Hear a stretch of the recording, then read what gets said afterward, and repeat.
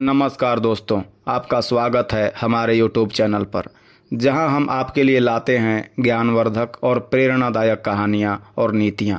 आज हम चर्चा करेंगे चाणक्य नीति के उन 6 नियमों की, जिनका पालन करके आप अपने सबसे बड़े दुश्मन को भी मात दे सकते हैं।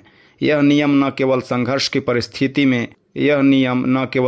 की परिस्थितियों में मदद करते हैं, बल्कि जीवन में स्थिरता और शक्ति प्राप्त करने के लिए भी अनिवार्य है। अगर आप हमारे चैनल पर नए हैं तो कृपया इसे सब्सक्राइब करें, वीडियो को लाइक करें और इसे ज़्यादा से ज़्यादा लोगों के साथ शेयर करें, ताकि हर कोई इन अनमोल नीतियों का लाभ उठा सके। तो चलिए अब हम शुरू करते हैं चाणक्य नीति के उन 6 महत्वपूर्ण नियमों को, जो जीवन की कठिन परिस्थितियों में हमारा मार्गदर्शन करते हैं। सबसे पहली बात यह समझिए कि दुनिया में किसी को भी अपना अस्थाई दुश्मन या अस्थाई दोस्त मानना सही नहीं होता। अधिकतर लोग अपने मतलब से आपके पास आते हैं और उनका उद्देश्य पूरा हो जाता है तो वे आपको छोड़ देते हैं। चाहे संबंध कितने भी मजबूत लगे, उनके पीछे हमेशा कोई न कोई स्वार्थ छिपा होता है। यही कारण है कि चाणक्य नीति कहती है कि हर व्यक्ति के साथ व्यवहार करते समय इस बात का ध्यान रखें कि आपका कोई नुकसान न हो, और यदि संभव हो तो दूसरे का भी नुकसान न हो। यही कारण है कि चाणक्य नीति कहती है कि हर व्यक्ति के साथ व्यवहार करते समय इस बात का ध्यान रखें कि आपका कोई नुकसान न हो, और यदि संभव हो तो दूसरे का भी नुकसान न हो। चाणक्य की इस नीति का सार यही है कि चाहे परिस्थितियां कैसी भी हो, हमें हमेशा यह सुनिश्चित करना चाहिए कि हम नुकसान से बचें। अगर हालात ऐसे बन जाएं कि आपको अपने और दूसरों में से किसी एक को चुनना हो, तो अपनी सुरक्षा प्राथमिक होनी चाहिए। इसी को ध्यान में रखते हुए चाणक्य ने 6 नियम बताए हैं, जिनका पालन करके आप बड़ी से बड़ी चुनौती का सामना कर सकते हैं। चाणक्य का पहला नियम है संधि। यह नीति कहती है कि हर किसी से लड़ाई नहीं की जा सकती, और न ही हर समस्या का समाधान युद्ध से हो सकता है। इसलिए जब आप अपने से अधिक शक्तिशाली व्यक्ति से टकराते हैं तो बेहतर है कि शांति से समाधान निकालें। जब दोनों पक्षों की संतुष्टि हो जाए और किसी का नुकसान न हो, तब संधि की नीति को अपनाना सबसे सही होता है। उदाहरण के तौर पर महाभारत में भगवान श्री कृष्ण ने पहले संधि का प्रस्ताव कौरवों के पास भेजा था। यह इसलिए था क्योंकि कौरवों के पास भीष्म पितामह, द्रोणाचार्य, कर्ण और अश्वत्थामा जैसे महान योद्धा थे, जो पांडवों के लिए एक बड़ी चुनौती थे। संधि का उद्देश्य यही था कि बिना युद्ध के शांति से मामला सुलझाया जा सके। लेकिन जब संधि असफल हो गई, तब ही युद्ध का मार्ग अपनाया गया। चाणक्य का दूसरा नियम है विग्रह, यानी फूट डालना। जब आपके खिलाफ 2 या 2 से अधिक शक्तिशाली लोग मिलकर काम कर रहे हों, तो उनकी ताकत को कमज़ोर करने के लिए उनमें फूट डालना जरूरी हो जाता है।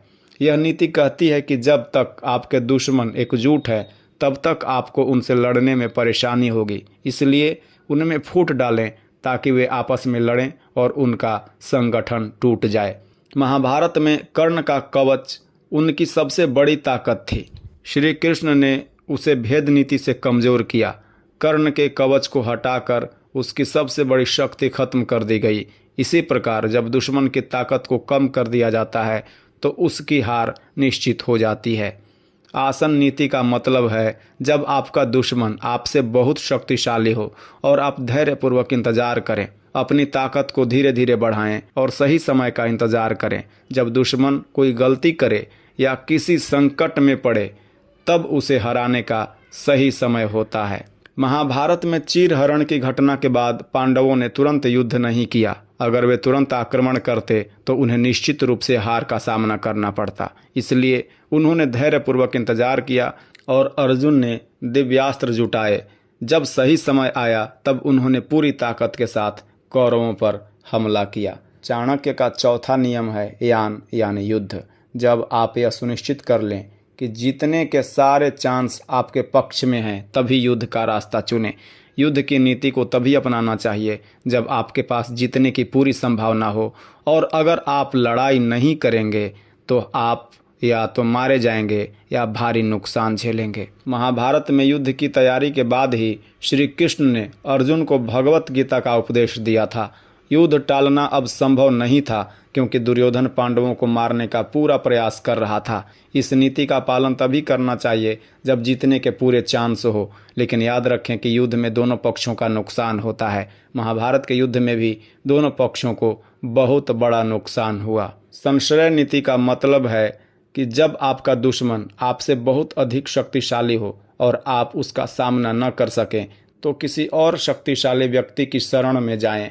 इसका उद्देश्य यह है कि आप अपने दुश्मन को परास्त करने के लिए किसी और की मदद लें। महाभारत में पांडवों ने भी इस नीति का पालन किया। लाक्षागृह की घटना के बाद उन्हें समझ आ गया था कि भीष्म पितामह और द्रोणाचार्य जैसे योद्धाओं से सीधे लड़ना असंभव है, इसलिए उन्होंने श्री कृष्ण की शरण ली। श्री कृष्ण ने पांडवों की मदद की और उनकी जीत सुनिश्चित की। चाणक्य का छठा और आखिरी नियम है दैवैध्य। इसमें दुश्मन को यह विश्वास दिलाना होता है कि उसे फायदा हो रहा है, जबकि असल में उसे नुकसान हो रहा होता है। वहीं अपने मित्रों के साथ ऐसा व्यवहार करना होता है जिससे वे यह समझे कि उन्हें नुकसान हो रहा है, लेकिन असल में उन्हें लाभ हो रहा होता है।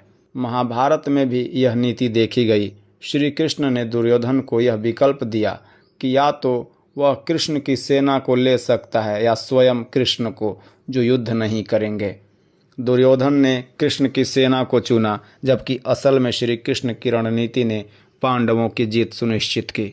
यह नीति कहती है कि दुश्मन को भ्रम में रखें और अपनी जीत के रास्ते को साफ करें। मित्रों, चाणक्य नीति के इन 6 नियमों का पालन करके आप किसी भी परिस्थिति में अपने दुश्मनों को मात दे सकते हैं। इन नीतियों का सही समय पर और सही तरीके से उपयोग करना आवश्यक है। जीवन में सफलता पाने के लिए धैर्य, समझदारी और सही रणनीति का होना बेहद ज़रूरी है। चाणक्य की ये नीतियाँ हमें यही सिखाती है। अगर आपको यह वीडियो पसंद आया हो तो कृपया इसे लाइक करें, चैनल को सब्सक्राइब करें और अपने दोस्तों के साथ शेयर करें। हम जल्द ही एक और ज्ञानवर्धक वीडियो के साथ वापस आएंगे। धन्यवाद।